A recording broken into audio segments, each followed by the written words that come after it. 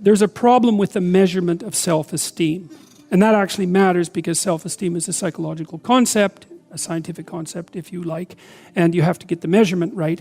And you can predict self-esteem almost perfectly by measuring someone's extroversion and subtracting from that their negative emotionality or neuroticism. So it's actually just a combination of big 5 traits. And so people who are extroverted, who feel a lot of positive emotion, and who don't feel a lot of negative emotion, score high on scales of self-esteem. Okay, so conceptually, it's a non-starter because you're not going to move people's levels of neuroticism, let's say, by trying to get them to feel good about themselves. Okay, now, having said that, that doesn't mean that you shouldn't encourage people, right? Now, there's this psychologist named Jerome Kagan, who's quite a great psychologist, developmental psychologist. I think he's an emeritus at Harvard at the moment. He studied temperamentally inhibited children. So they're basically kids who are high in neuroticism, probably low in extroversion. And he found that if those children, and you can identify them as early as 6 months, right? It's very, very inculcated in their temperament. He found that if you encouraged them in the world, you could shift them into a more stable personality configuration.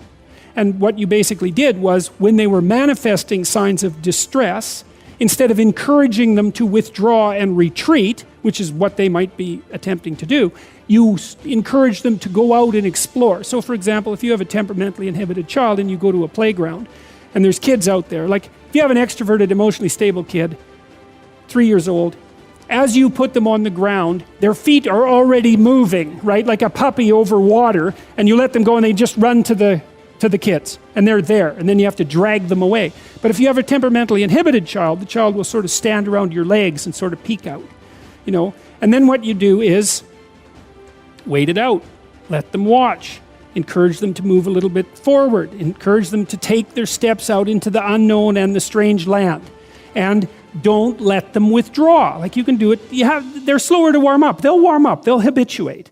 And if you continually expose your inhibited child to the things that make them anxious in measured doses, then you can transform their psychophysiological temperament. Now, you're probably not going to shift them way the hell out onto the extroverted, emotionally stable end, but you can make a big difference. That's very different than making them feel good about themselves, which is such a...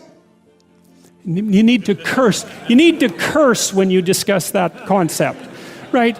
So it isn't to improve their self-esteem. It isn't how you feel about yourself, right? It's how you act effectively in the world and how you're trained to do that.